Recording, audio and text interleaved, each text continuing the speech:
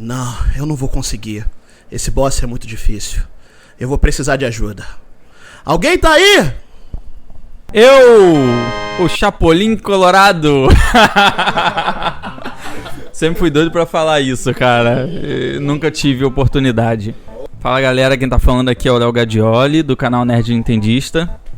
É uma honra participar aqui do podcast do nosso querido Orion Soldier. Chegou o backup, hein? Chegou a galera pra ajudar. Fala, galera, aqui é o Crepe, ou Crepe7 na Twitch, com o canal ainda em desenvolvimento. Mas eu me sinto bem lisonjeado em estar participando aqui do podcast do meu amigo Orion Soldier. Comer, dormir e jogar são algumas das melhores coisas a se fazer na vida. Tem mais, tem muito mais. Mas a gente para por aqui. Eu até podia ajudar, mas sem tempo, irmão. Bota o sininho de invocação no chão que se der eu apareço, valeu?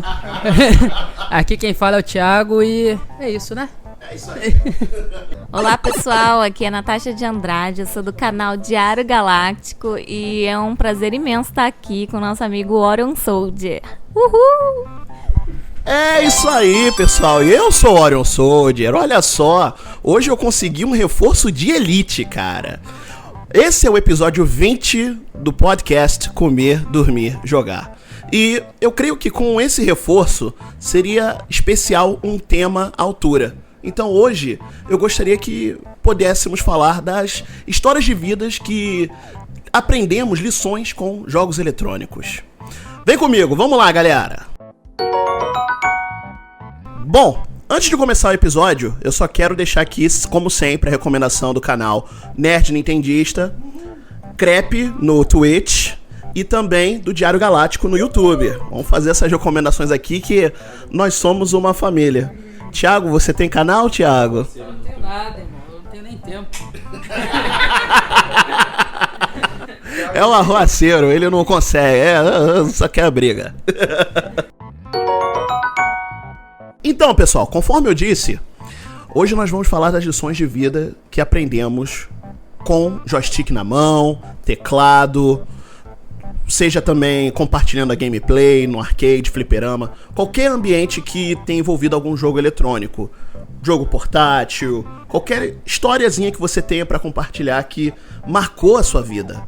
Que eu acho que por se tratar de um podcast, de abordar a questão humana de jogos eletrônicos, por que não compartilharmos esse lado humano de coisas que nós vivemos, experiências que nós passamos e tal. Eu vou começar aqui, só pra dar o tom. Eu tenho meu eterno rival, que é o meu admirador, meu irmão. Ele que me ensinou a gostar de jogos eletrônicos. Ele é meu eterno rival. Especialmente aqui, uma situação bem engraçada. Se eu gosto de Mortal Kombat, foi porque ele me levou pra jogar Mortal Kombat no arcade na primeira vez que eu fui num fliperama na vida. Era um fliperama que tinha lá na rua onde eu moro. Hoje em dia é um salão de beleza lá. Agora, enfim, como acontece com todos os fliperamas, assim. E aí, eu joguei com Raiden e tal. Depois a gente comprou os jogos conforme a gente foi adquirindo os consoles. E mais especificamente, a gente jogou muito na nossa infância o Ultimate Mortal Kombat 3 do Mega Drive.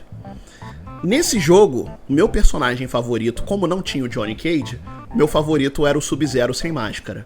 E o do favorito do meu irmão era o Noob Saibot.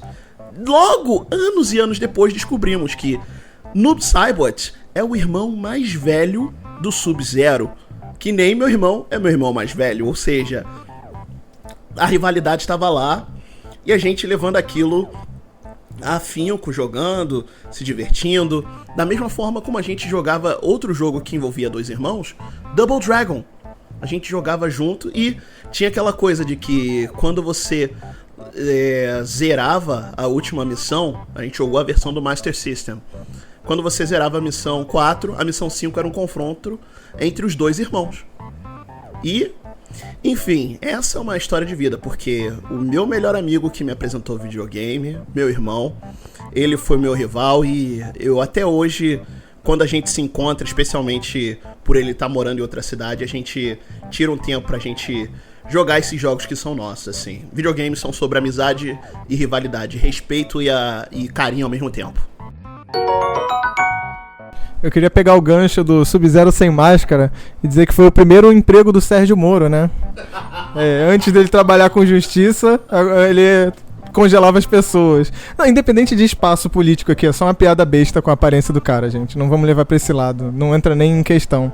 Mas, assim, essa questão de irmão apresentar videogame é a mesma coisa com o meu irmão. A gente tem uma história muito parecida, né? Eu e meu irmão, e você e seu irmão, Orion. Que ele que me apresentou os jogos, ele me apresentou Sonic, por isso que hoje em dia eu sou apaixonado por Sonic. E, poxa, a gente jogou de tudo. Street Fighter Alpha 3, Third Impact, Marvel vs Capcom 2, tudo que era jogo de luta da Capcom. A gente estava sempre atualizado, jogando fervorosamente. Era uma coisa muito legal. E hoje em dia, ele vem me visitar aqui na minha casa, e o jogo que a gente tem jogado atualmente é o Dungeons and Dragons. O pacote que vem é o Shadow over Mystara e o Tower of Doom, né? A gente já fez tudo no primeiro e a gente zera uma vez atrás da outra, rindo, falando besteira. É muito divertido, cara, jogar com... Ter essa relação com o irmão. Eu que sou um cara muito introvertido, principalmente em relação à família, quando eu começo a jogar com meus irmãos, minha irmã que se amarra em Resident Evil, eu vejo ela jogando e começo a brincar com ela, é uma válvula de escape. Não é pra ter um tipo de afeto. Então isso pode ajudar muito a aproximar as pessoas. Entende? A minha mãe, que julgava muito o tempo que eu passava jogando, eu mostrei pra ela que isso não era uma coisa necessariamente ruim, mostrava muitas coisas boas que eu aprendi nos jogos. Ela que adora coisas de natureza, como muitas mães da atualidade devem gostar.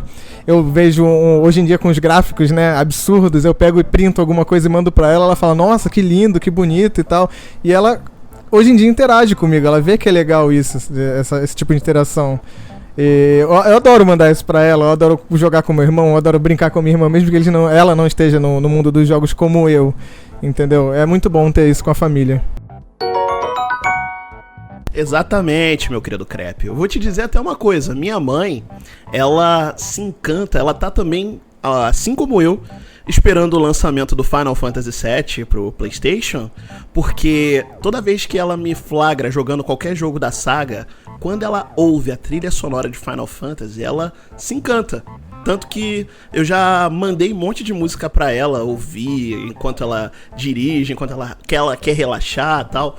Música até que ela gosta de ouvir às vezes quando tá lendo um livro, trilha sonora de Final Fantasy. E aí, quando eu estou jogando, seja Final Fantasy, Chrono Trigger, Fire Emblem também, ela já apaixonou na trilha sonora, ou seja, tem esses momentos assim com a família. Isso une as pessoas, muito mais do que dizem por aí que divide.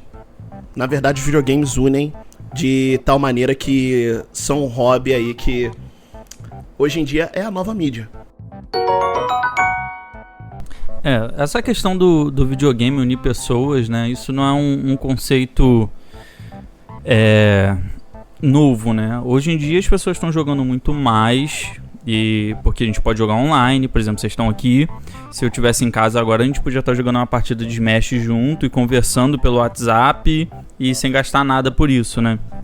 Além de ter comprado as mídias e tudo mais. Mas é interessante ver que o conceito de família jogando evoluiu muito, né? Porque há um tempo atrás a gente via a família jogando, sei lá, Nintendo Wii, né? Aqueles joguinhos de golfe e tudo mais. E hoje em dia a gente vê até muito presente, né, nos comerciais essa questão do multiplayer online, o Discord, né? A gente conseguiu fazer grupo no Facebook, no WhatsApp pra poder jogar junto. E surgem boas amizades daí, né? Às vezes tem pessoas que você nunca viu na vida, mas você só conversa quando tá jogando e ele se torna um amigão seu.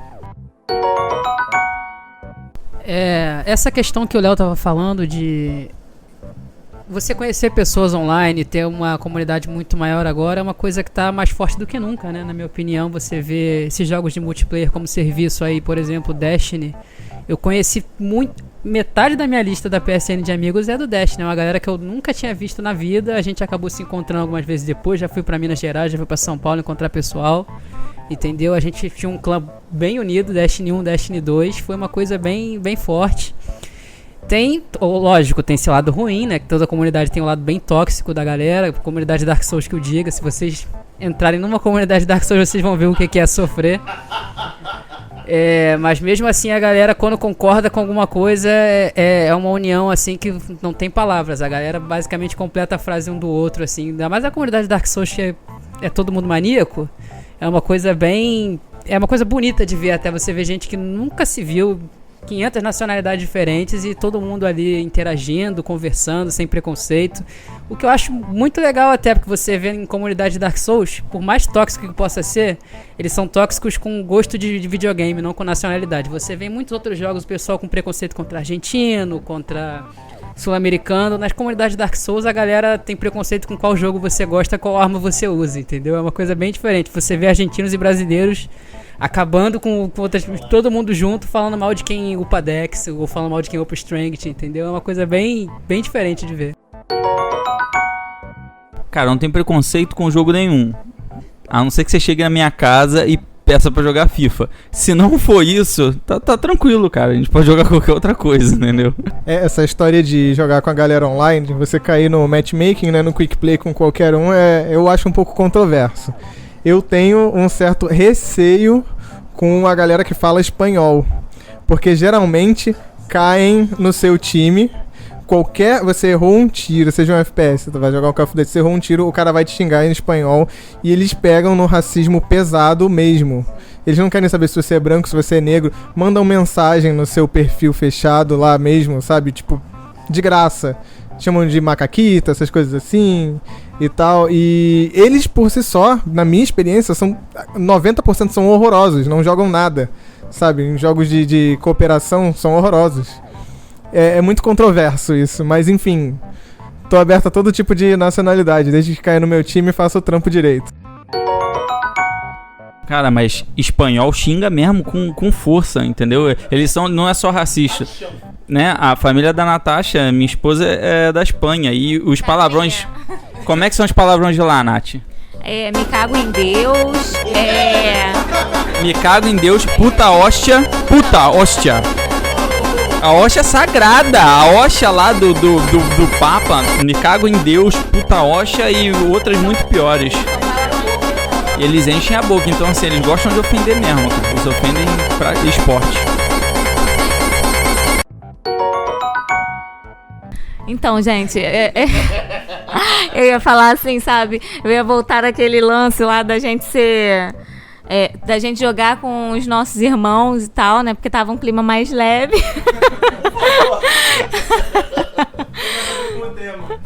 Melhor, porque senão a gente vai extrapolar aqui nos palavrões.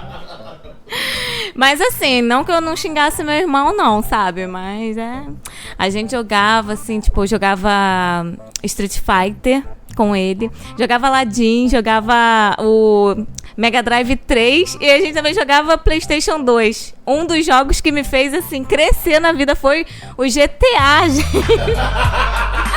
Foi o GTA. Eu descobri que eu era sanguinária com aquele jogo. Falando velhinho.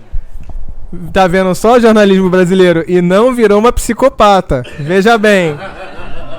Não sei. Assim, eu não sou. Não, Natasha? Também não sei. Não, enfim, então. Eu só mato velhinhas no GTA. Cuidado. Frases fora de contexto. Ou seja, então, só uma pergunta: você tem carta de motorista? Não? Ah, bom. Amém. Não sei se é melhor, se é pior, né? Fica mais culpável. Não, gente, eu amo minhas avós.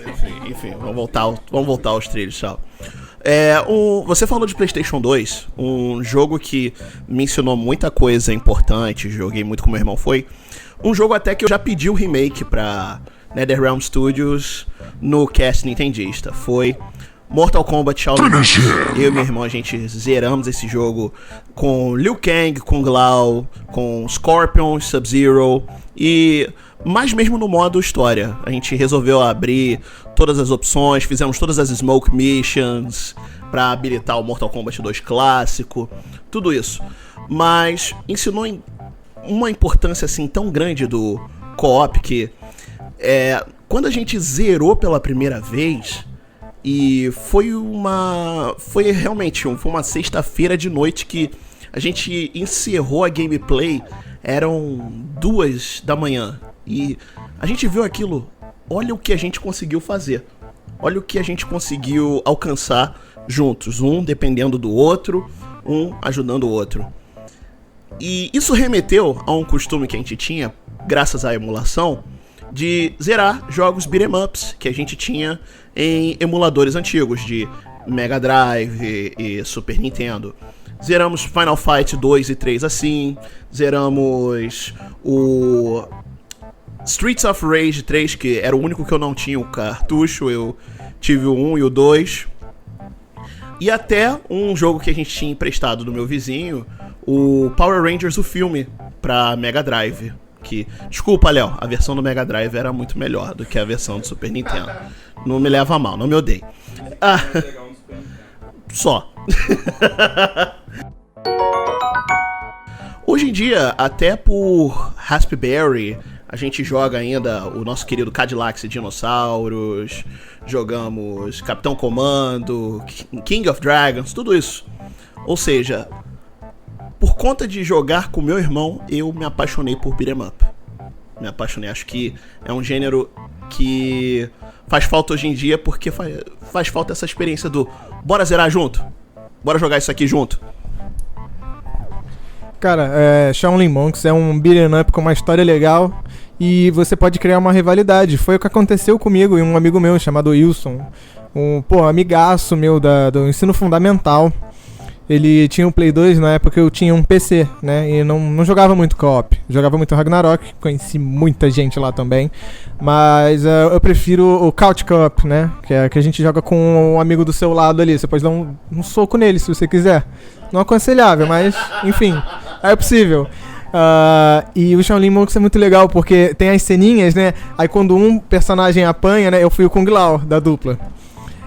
Aí quando um personagem apanha, um começava a rir da cara do outro, se ferrou, não sei o que. Aí o outro apanhava, o outro, se ferrou, não sei o que, começava a empurrar e tal. E era muito divertido essas bobeiras de criança da época, sabe? Era muito legal.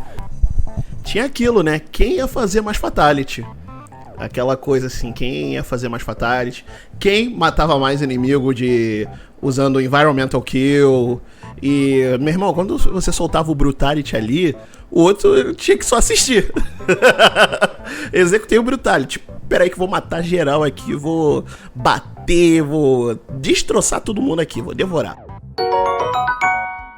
Fora isso, fora experiência de co-op, alguma lição individual aqui que vocês aprenderam? Alguma coisa que vocês aprenderam zerando jogos assim, e tiveram essa experiência assim por conta própria?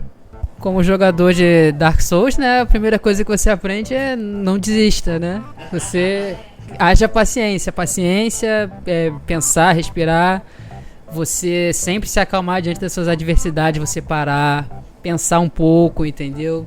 Refletir, não ter essa pressa toda danada pra você fazer suas coisas, que não adianta você correr que nem sempre dá certo.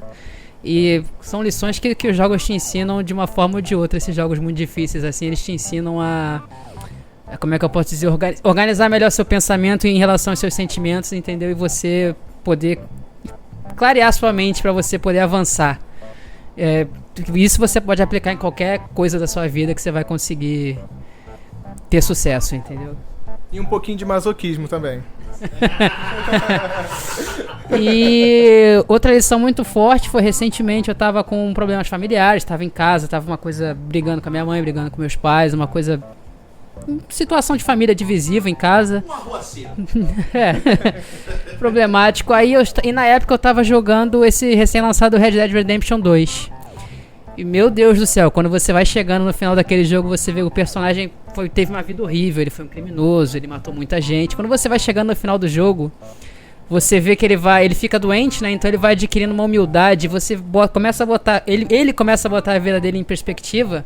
E você começa a pensar, poxa, mas será que eu tenho que me estressar também dessa forma, com certos momentos, certas coisas que acontecem na minha vida? Eu posso simplesmente relevar muita coisa, entendeu? É todo mundo humano, todo mundo tá aqui passando pelo mesmo perrengue. É uma coisa que o jogo te ensina uma empatia, que é uma coisa que eu não esperava de um jogo de pistoleiro, né? Uma coisa bem... Esse jogo tem uma mensagem bem forte sobre perda e sobre perdão também. Redemption no nome, né? Então você já é de se esperar. Então, o meu caso, né, ele é bem longo, muitos aprendizados aí, muitos jogos, e alguns deles tatuados, marcados na minha pele pro resto da minha vida. Ou até a remoção a laser, coisa que eu não cogito nem um pouco. Eu vou falar das que estão marcadas na minha pele, e vou falar por ordem de que foram feitas. A primeira foi a tatuagem do protagonista do BioShock, o primeiro. Ele tem correntes nos pulsos. E se vocês jogaram e conseguiram entender aquela história... Would you kindly? Tá bem relacionado a isso. Assim, antes de explicar o porquê eu fiz essa tatuagem, eu queria dizer que, assim, o entendimento de história de muitos jogos, principalmente tipo como BioShock, que é muito complexo, eu tive que zerar, sei lá, 6 vezes seguidas, e eu comecei a entender. Eu joguei com 15 anos, na época que lançou. Então, o meu entendimento foi o seguinte: ele é um jogo que ele mexe um pouco com política e como a sociedade funciona. Né, eu vou falar meio que na sinopse do jogo aqui. Um magnata cria uma cidade no fundo do mar porque ele queria criar uma sociedade fora dessas amarras que a gente tem na sociedade da superfície. Entendi? Esse era o principal motivo dele. Então isso já pegou a minha atenção logo de cara. Só que as pessoas com liberdade demais, elas enlouqueceram. Daí, se eu falar um pouco demais além disso, dá um pouco de spoiler. E o protagonista, eu vou ter que dar esse spoiler porque a tatuagem é relacionada a isso. Ele tem 2 correntes tatuadas nos pulsos, porque ele foi um experimento feito pelo rival, um dos vilões do jogo. O cara que criou a cidade não é nem o vilão principal, para tomar a cidade. Então ele foi controlado o tempo todo. Essas amarras, ao longo do jogo inteiro até o fim, significam que você está preso a uma sociedade. Entendeu? E a minha desculpa para ter feito essa tatuagem é literalmente isso. Você nasce, você tem que estudar, você tem que trabalhar, e todo mundo segue o mesmo caminho, basicamente. Não difere muito. É muito difícil ver um caso extraordinário. Então eu me identifiquei muito com a história. O jogo é maravilhoso, a gameplay, tudo. Então eu fiz essa tatuagem. Eu sempre fui um pouco rebelde em relação à sociedade. Todas essas amarras. A segunda foi o Lobo da Ombreira do Cloud, porque Final Fantasy, eu não diria que é o jogo que eu mais joguei, mas é uma das histórias e protagonistas que eu mais me identifico. Isso, eu vou pular uma tatuagem que é justamente a Buster Sword, com a frase do Zack, que é Embrace Your Dreams. Embrace your dreams, and whatever happens, protect your honor as soldier. Exatamente, o Orion aqui não me deixa mentir que a história do Final Fantasy VII, toda ela, Crisis Core, até mesmo o joguinho de celular, o Before Crisis, é muito legal, cara. É uma história muito rica. E todas essas frases, tudo isso é muito motivacional pra mim. Embrace Your Dreams. Eu literalmente chorei com o final de Crisis Core. Não foi um choro de soluçar. O fim do Crisis Core é extremamente marcante pra mim. E eu volta e meia eu vejo no YouTube e me dá um aperto na garganta ver o final. Eu não vou falar o que acontece. Eu não sei se vocês já jogaram. Você sente? Exatamente, você sente o que tá acontecendo. E eu me identifico com o Cloud no seguinte âmbito. Ele é um cara que ele é melancólico. Apesar de eu ser uma pessoa palhaça, eu me considero bem melancólico no interior. Só que ele não deixa de fazer o bem, ele não deixa de fazer as coisas da maneira certa. E por mais que ele demore ao longo do jogo, ele entende o que ele precisa fazer. Ele entende o papel onde ele está inserido. É uma coisa que eu sempre falo pros meus amigos que gostam de heróis bravos, destemidos, que pulam e inspiram as pessoas. Nem todo herói precisa ser o Capitão América. Alguns precisam ser o Homem de Ferro. Alguns precisam ser o Thor mesmo, que não é tão protagonista quanto os dois que eu citei aqui, não é? Alguns precisam ser o Wolverine, que vai apanhar, vai aguentar tudo e vai seguir em frente. Alguns podem ser a Viúva Negra, Natasha, linda e bela. Mas eu concordo plenamente. Eu acho que o mundo seria um saco se todo mundo fosse só o Capitão América ou só o Homem de Ferro. Entendem o ponto que eu quero chegar? Existem heróis para todos os gostos, e eu me identifico com o Cloud. O Zack, de uma certa maneira, é o oposto do Cloud. Entende? Mas todas as falas, todos os valores do Zack, cara, ao longo do jogo você começa a gostar muito do personagem, porque ele é um personagem muito puro, ele traz valores ali, Cara, é linda, a história é linda. Nem que vocês vejam todas as cenas no YouTube, tenham conhecimento dessa história. E pra finalizar, eu tatuei a protagonista do Transistor no meu braço, no meu antebraço esquerdo inteiro. Simplesmente porque eu achei a história de amor do jogo linda, e é porque é uma protagonista feminina que luta contra o sistema, resumindo bastante. E é um jogo que mexe muito com a questão da música. Ela é uma cantora de ópera e os vilões roubam a voz dela, resumindo bastante. Então ela só consegue, eu não sei qual é o termo exatamente em português, murmurar. Então no jogo todo, todas as músicas é só ela murmurando o que ela canta no início do jogo, com outras variações. Eu achei isso lindo. E eu vou dar um spoiler, já que é um jogo muito underground, eu vou dar um spoiler do fim do jogo. Ela anda com uma espada, que tudo no jogo são dados. Não sei se vocês já ouviram cientistas falando que nós somos dados. No jogo isso é extremamente escrachado. E a espada dela fala com ela. Só que em momento nenhum você entende o porquê disso. Ela mesma se questiona disso no início. E no fim ela percebe que a espada absorvendo todo mundo, todas as outras pessoas que ela derrota, que ela mata, ela percebe que o amor da vida dela tá dentro da espada. Quando ela salva o mundo de tudo aquilo da dominação dos dados, né, que ia acontecer, o que ela faz? Ela se suicida com a espada, né, ela enfia a espada no próprio peito pra encontrar com o amor da vida dela lá dentro. E lá dentro eles vivem felizes. Porque como se trata de dados, um mundo acima, um mundo dentro da espada, é tudo igual. É só questão da humanidade construir, entende? Eu achei essa história linda. Ela me lembrou bastante aquela personagem da DC, a Katana, que ela é até apareceu no filme Esquadrão Suicida. Ela tem essa coisa, a alma do marido tá na katana dela. E a alma de todo mundo que ela matou com aquela lâmina. Enfim. Sinistro. Uma coisa que eu aprendi bastante, especialmente com essa coisa assim de jogos com protagonistas heróicos e tal, é mantenha a esperança. Mantenha a esperança. A gente vive num mundo bem triste, num mundo que às vezes as fontes que menos esperamos que a gente acha que vai trazer alegria, paz e calma, podem virar e trazer dor, lamento e conflito. Mas mesmo assim, temos que manter a esperança, temos que manter a fé. Não é um processo fácil, especialmente porque se você para pra pensar, o Cloud tem que acreditar que vai salvar o planeta, o Crono, Marle e Luca achando que vão salvar a história, impedir do apocalipse acontecer.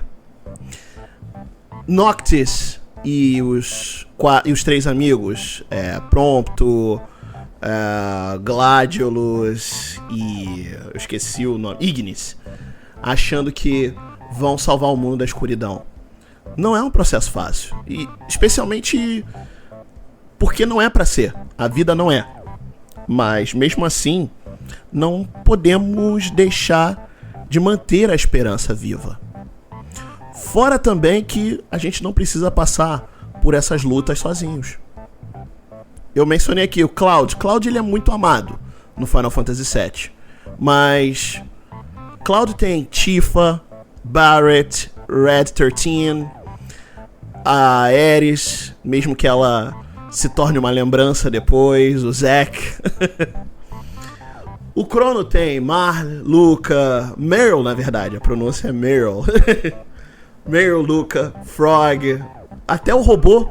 E o Magus vai te ensinar alguma coisa também. Tudo isso, a gente enfrentando todos esses problemas com aqueles que a gente ama, pode até soar clichê de anime, clichê de filme de ação de protagonista careca que dirige carro, que tem mais de 9 filmes aí na franquia. Mas é aquilo, quem tem amigos, quem tem família, quem tem alguém pra sentar e compartilhar não só as dores, mas compartilhar as vitórias, compartilhar as esperanças e sonhos, é alguém que tá bem. Isso a gente aprende nos jogos. Por exemplo, até vou botar aqui como exemplo o Xodó do Léo Gadioli. O que você lê quando você zera o primeiro Legend of Zelda? you're great. Se você tem alguém que te diz isso, você tá feito. Eu tenho uma tirinha que me lembra muito a minha infância, que, aproveitando esse gancho que o Warren falou, é justamente uma criança, e ela em vários pontos da vida dela. Ela na escola, se ela não seguiu exatamente o que o professor falou, aí tem o professor olhando feio pra ela, né, tipo, brigando. Aí no futebol, ninguém pega ele, todo mundo olha feio, ninguém pega ele pro time, todo mundo olha feio pra ele. Aí em casa, ele mexendo em alguma coisa, ele quebrou alguma coisa, os pais olham feio pra ele. Aí no fim, os 3 ou 2 últimos quadros, é ele jogando Zelda e ele zerando. E ele se sentindo mal, né, ele tava jogando Zelda, todo mundo, né, tratando ele mal, e aparecendo essa frase ao fim do jogo, you're great. E aí mostra ele abrindo um sorriso. Eu tenho essa tirinha salva no meu navegador e volta e meia eu olho pra ela. Porque é exatamente isso que os jogos me trazem. É essa sensação de esperança. E isso pode ser trazido por qualquer mídia pra gente. Sejam livros, sejam filmes, o que for. Até mesmo comercial, eu acho que pode trazer isso pra gente. E falando em livros, Nath, você tem algum... Fala um pouco do que você manja mais, que seriam livros. Algum livro te inspira? Algo próximo disso que eu falei aqui agora? Agora, se for falar de livro, eu vou ficar aqui falando o tempo todo, né? Mas, assim, eu acho que... Comer, dormir e ler. Eu acho que os livros... Aliás, eu acho que os games e os livros são universos que parecem ser diferentes, mas, no entanto, assim, eles estão juntos, sabe? Parece que é um universo, tipo, distinto, mas quando você joga um jogo, você tá imerso naquela história, assim como um leitor, quando lê, ele também fica imerso e também aprende coisas. Então, assim, a leitura, eu acho que é só uma forma de arte diferente do jogo, sabe? Mas ambos trazem conhecimento, ambos trazem experiências e...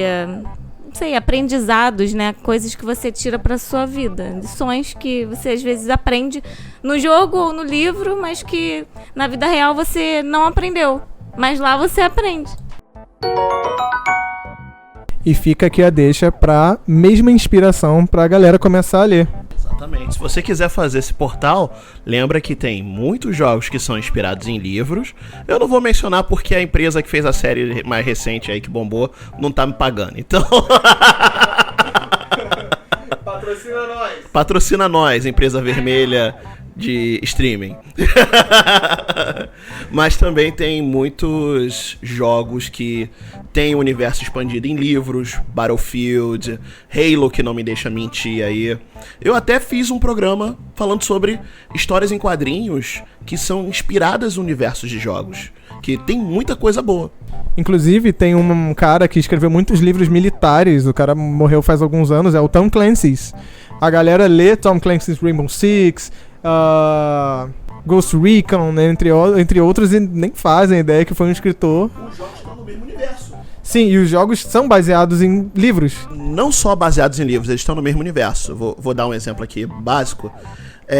Em algum livro, o vice-presidente, o Clark, que é um dos personagens principais do universo do Jack Ryan, ele cria a força-tarefa Rainbow, que aí Rainbow Six é o nome do líder, porque o Six, numa equipe militar, é o líder. Bravo Six, Alpha Six, Delta Six, Rainbow Six. E o personagem que é o Rainbow Six, que é o Dink Chavez, ele aparece nos filmes do Tom Clancy, até num dos filmes que ele aparece é o Tuco, do Breaking Bad, que interpreta ele.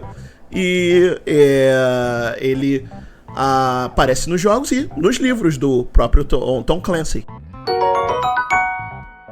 Gente, vou falar das experiências da minha história. Vocês estavam falando aí de Zelda, e obviamente eu vou falar de Zelda, né? Eu poderia estar falando de 300 jogos diferentes, mas eu vou falar só de 2. O primeiro, que eu acho que passa a maior lição pra vida mesmo, é sem dúvida a única aventura de The Legend of Zelda onde a gente joga uma história do Link, que é o Zelda Majora's Mask. Todas as outras aventuras do Link, a gente basicamente tem a missão de salvar a Zelda e tudo gira em torno disso. Mas Majora's Mask é uma aventura bem pessoal e de descoberta. Cara, durante a jornada do jogo, a gente passa por situações onde a gente tem que estar na pele de outras pessoas que eventualmente já basicamente deixaram o plano e lidar com a família deles, com os amigos deles, viver na pele daquela pessoa, sabe? Terminar a missão que aquelas pessoas estavam em questão. A gente passa, por exemplo, fica na pele de um Zora que era músico, e aí a gente tem que usar a máscara dos Zoras para se transformar no cara, para tocar junto com a banda e tal. E apesar de ser assim o jogo mais dark da série, ele também é o mais emocionante e o mais adulto. E eu acho que o que eu aprendi ali não só com esse jogo, mas com a franquia toda, mas esse deixa bem evidente essa questão, é a situação de que você tem que, às vezes a sua jornada, a sua vida, o seu progresso, a sua história, ela é construída de você também ajudar as pessoas que estão passando pela sua vida, sabe? Muitas vezes a gente acha que tá perdendo tempo com alguém, ou ajudando um amigo, ou que sua vida está sendo interrompida porque você não pode fazer alguma coisa, porque você está prestando ajuda, ou cuidando de um ente querido, ou sei lá, ou ajudando alguém num problema que não é nem seu. Mas no final das contas isso faz parte da sua trajetória, do seu aprendizado, sabe? E esse jogo ele deixa isso muito presente, né? Você tem pouco tempo para salvar um mundo que na verdade nem é o seu, você caiu ali por acidente, né? Tipo, a gente perde a Epona no começo do jogo, e o vínculo que o Link tem com a Epona é muito grande no Ocarina of Time. Então quando o Ocarina of Time acaba, ele tá ali naquela floresta, e isso acontece muito na vida das pessoas, né? Que é ter um dia ruim que transforma toda a vida dele durante um tempão até a gente conseguir voltar na normalidade, né? A gente tá muito bem vivendo a nossa vida e do nada pode acontecer alguma coisa, como aconteceu ali dele cair na terra de Termina, e naquele lugar que não é a terra dele, que ele tá totalmente perdido, as pessoas que ele acha que conhece, ele não conhece ninguém, e a gente não sabe onde está a Epona, e a gente tem que passar por uma série de coisas para impedir que o mundo acabe e para conseguir crescer, né? Porque essa é a grande questão do jogo, né? Você passa com tudo aquilo ali com o Link, muita gente fala até dessa teoria dele já tá morto e tal, mas na verdade você tá passando por vários níveis de estágio ali, que é de aceitação, né? De superação, de depressão, e pra mim esse foi o jogo que me ensinou mais lições de vida, assim. Cada um dos cenários que você passa, você tem uma lição muito forte, sabe? Você vai passando por cima do seu orgulho, você vai passando por cima, você deixa de ser prepotente, você começa a entender como que é importante a gente se colocar no lugar da outra pessoa, principalmente no momento em que as coisas não estão tudo bem, entendeu? Tipo, é muito legal você ser amigo do cara e tá tudo certo, mas quando acontece algum problema e quando você briga, dificilmente as pessoas conseguem se colocar no lugar do outro, e isso é algo que o jogo força a gente a fazer. Então isso pra mim é fantástico. Coisa rápida, essa questão de relacionamento com as pessoas, seja de passageiro, seja um estranho no meio da rua, seja o seu amigo. Não importa se você vai ter desavença com a pessoa. O que realmente importa é como você trata isso e como você resolve isso. É impossível ter um relacionamento com alguém sem ter uma mínima desavença, alguma coisa, um ponto errado, um ponto que te irrite, um ponto que te incomode, até mesmo com sua parceiro de vida mesmo, de casamento. Eu achei muito válido comentar isso aqui agora, porque é uma coisa que realmente está mudando a minha vida de um ano pra cá. Bom, só pra complementar, que eu falei que falaria de 2 jogos, e até um gancho muito bom, essa questão do que o Alexandre passou, fala do Xenoblade Chronicles, cara, que é um dos RPGs mais fantásticos que eu joguei na minha vida. O mundo aberto é muito bom, mas existem outros jogos com mundo aberto melhor, a jogabilidade é muito legal, é inovadora, mas também tem outros jogos que eu prefiro a jogabilidade. Agora, na questão da história desse game, ele se supera fácil. O Shuki, ele basicamente perde o amor da vida dele no começo do jogo, e num cenário de guerra, né? E ele tem que passar por várias coisas, assim. Ele tem sobre posse dele a Monado, que é uma espada basicamente com poderes divinos, né? Permite ele ver o futuro. Só que a Monado, ela nunca mostra um futuro onde ele é muito feliz.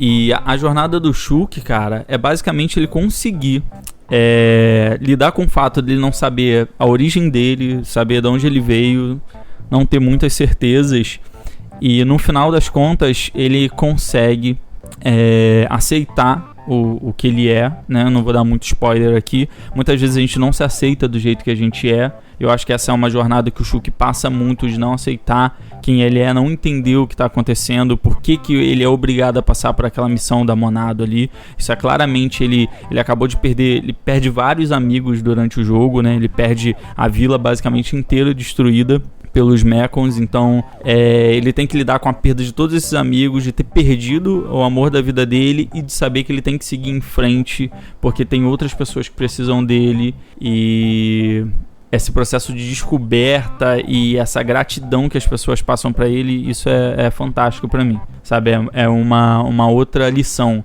Acho que o que o Shulk tava ali é o que acontece com todo mundo, né? Ninguém sabe muito bem quem você é. Todo mundo acha que sabe o que vai acontecer no futuro, né? Era a questão do Shulk, de que ele não sabia qual era a origem dele. Ao mesmo tempo ele tinha a Monado, que mostrava o futuro pra ele em lapsos. E a verdade é que é tudo um caos e que as coisas só desenrolam mesmo depois que você vive um dia de cada vez. Exatamente. Eu acho que vale a pena nesse... Olha, esse podcast está sendo uma sessão de terapia maravilhosa. Daqui a pouco vai estar todo mundo aqui chorando, fazendo aquele abraço coletivo, mas... Gente, mas quando a gente fala de aprendizados com qualquer coisa, né, rola essa comoção. Comoção. Eu fico feliz de estar compartilhando isso aqui com vocês, poxa. Já que a gente tá falando de amizade, de esperança e fé, tem isso tudo. Minha mãe tem que ouvir isso pra saber que videogame não é coisa do capeta, né? Porque 2 jogos japoneses, cara, porra, coisa do capeta. A minha já sabe que não é, tanto que ela tem o Tetris e o Mahjong dela. Ela tá lá tranquilona. Ela até tá ensinando meu sobrinho a jogar Mahjong. Mas eu acho que também, acima de tudo, uma coisa que eu penso bastante sobre videogames é legado. Qual impacto que você quer deixar na vida das pessoas que passarem por você? O jogo aqui que todo mundo ama tem essa questão de, se você quiser fazer o melhor final... Não, o jogo aqui que todo mundo ama, eu não vou mencionar o nome. Todo mundo ama. Começa com Chrono, termina com Trigger.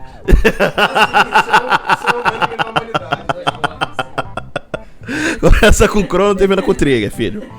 Enfim, esse jogo tem essa questão do... O mundo vai ficar do jeito que você resolver deixar. Se você resolver fazer algo que vai ajudar alguém, se você resolver voltar no tempo pra ajudar uma pessoa que você sabe que pode ajudar, se você vai fazer o bem por um povo que tá lá, ou simplesmente, se você quiser só resolver aquilo que te incomoda, qual o legado que você vai deixar? Eu percebi isso muito também no final do Fire Emblem Awakening, que as suas ações vão determinar como que o Robin ou a Robin vai ser conhecida. No meu caso, como eu investi muito no relacionamento com a Lucina, botaram a minha ficha final, apareceu Robin e Lucina. He loved his Lucina more than everything. E foi até o final que eu escolhi fazer, foi que o Robin, dando spoiler aqui, Fire Emblem Awakening é de 2015, né? Então tá tudo bem, acho que já posso falar. Você no final, você pode escolher quem que vai dar o golpe final, mas quem vai dar o golpe final vai morrer. Quem matar o dragão vai morrer também. Entre o Chrom ou o Robin. Chrom, eu escolhi o Robin fazer isso, porque ele teve aquela coisa de ter sido escolhido pra ser o destruidor do mundo, tanto que num dos diálogos você pode se oferecer pra, olha, se foi eu que vou matar o Chrom, então pode me matar, já que eu não quero fazer esse mal. Você tem essa coisa da amizade. E o Chrom é o líder que o mundo precisa ali. O Chrom, príncipe. Numa das opções você pode ter com que, lá no começo do jogo, que a irmã dele, que era a Exalt, falecer. E, tipo, o reino já tá sem ela. Você pode escolher o Chrom pra deixar ele como, você vai ser o rei, cara. Fica aí. Eu que vou fazer o meu papel aqui, assumir a responsabilidade pelo que eu tenho que fazer e fazer o que tem que ser feito. Então, acho que é essencial a gente pensar esse tipo de coisa. Qual o impacto que A minha ação vai ter não só nas vidas das pessoas que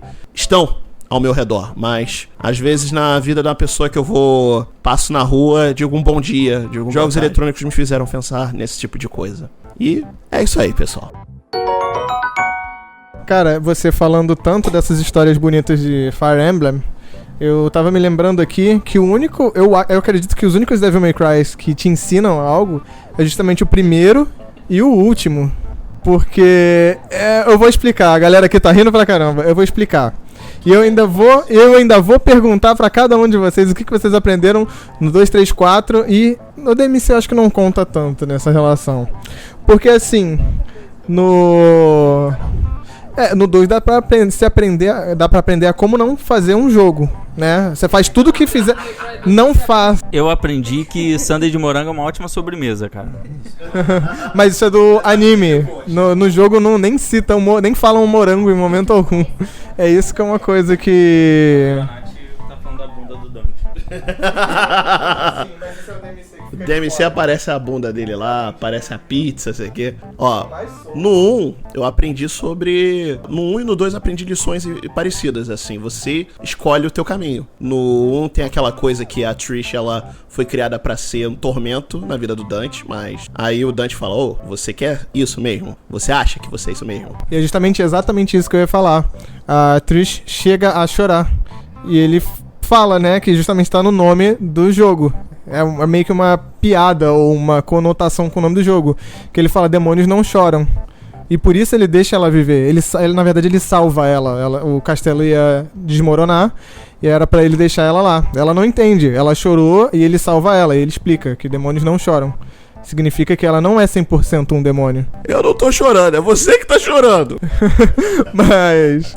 finalizando aqui o raciocínio, no 5, foi uma coisa que eu até tava conversando com um brother meu que é muito fã de Devil May Cry também, que o Nero, acho que já dá pra falar a essa altura, que o Dante e o Virgil, eles saem na porrada a vida inteira, né? É um relacionamento bem tenso deles dois. Inclusive, eles já falam isso no 5, né?